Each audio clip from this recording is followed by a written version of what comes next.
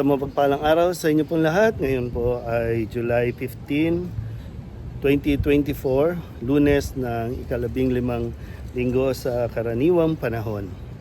Ating pong unang pagbasa at pagninilay ay hinango mula sa aklat ni Propeta Isaías chapter 1 verses 10 to 17. Mga pinuno ng Sodoma, pakinggan ninyo ang sinasabi ng Panginoon.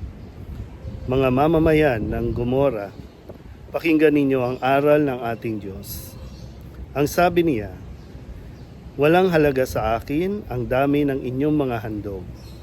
Sawa na ako sa mga tupang sinusunog at sa taba ng bakang inihahandog. Hindi ako nalulugod sa dugo ng mga toro at mga kambing. Sino ang may sabi sa inyong magdala niyan sa harap ko? Sino ang may utos sa inyong magparuot parito sa aking templo? Huwag na kayong maghahandog ng paimbabaw. Nasusuklam ako sa usok niyan. Nababagot na ako sa inyong mga pagtitipon, kumpista ng bagong buwan at araw ng pamamahinga dahil sa pananatili ninyo sa inyong kasalanan.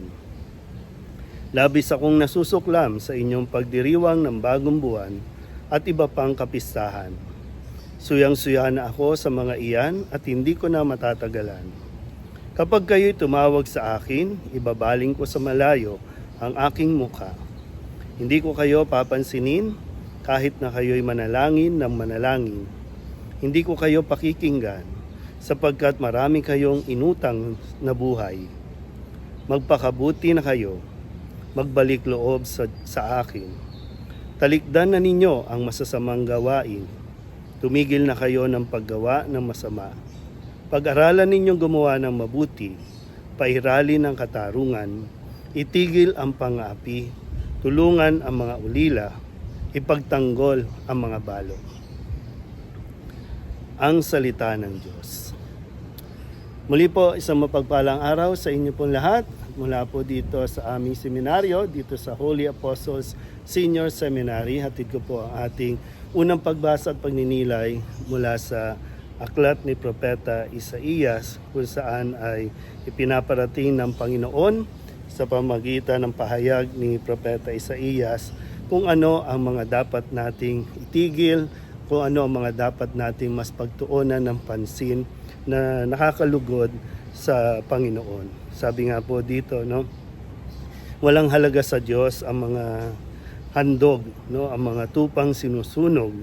Kung dito po parang sinasabi sa atin na hindi po tayo pwedeng maiwan na lamang sa mga ritual sa ating pong simbahan, nakakalungkot man, pero yung realidad na marami sa atin ang nagpa-participate sa mga ritual natin, maraming sumasama sa mga posisyon at kung ano-ano pa ng mga ginagawa natin, mga pagnonobena, bawat araw mayroong nobena, yung mga sakripisyo na ginagawa, lumuluhod tayo, nagro-rosaryo ng napakahaba, pero ito nga po yung pinapaalala sa atin na mapagnilayan natin na mabuti kung ito ba ay talagang ginagawa natin dahil gusto nating mabago o kaya naman ay ito bang ating mga pinagsisikapang gawin.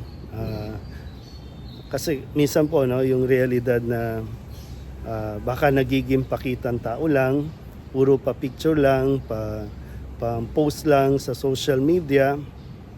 Malinaw po na sinasabi ng ating Panginoon sa unang pagbasa na hindi ito kalulugdan ng Diyos.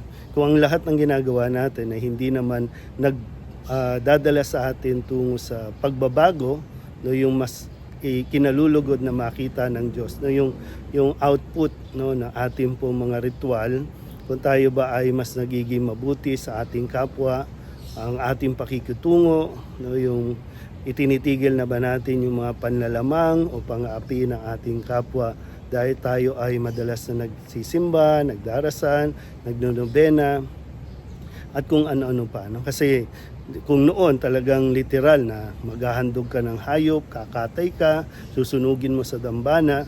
No? Pero sa panahon natin ngayon, marami tayong talagang pinagkakaabalahan. Sa mismong simbahan, marami ang kapag prosesyon, pagbabalandra, no? Pagpapakita ng mga imahin, gagastusan natin ito ng todo-todo. Pero kapag may humihingi ng tulong, humihingi ng pangkain, panggamot, hirap na hirap naman tayong magbigay. Parang mas mahalaga sa atin yung mga panlabas na mga kasuotan ng mga imahin. Minsan dinadamitan natin ng mga palamuti, mga mamahaling damit. Pero pagdating sa pangangailangan ng ating kapwa, hindi tayo makatugon.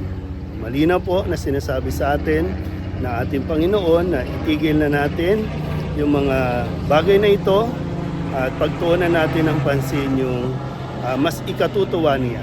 Yun tayo po ay nagiging mabuti sa ating kapwa. Muli po, isang mapagpalang araw sa inyo.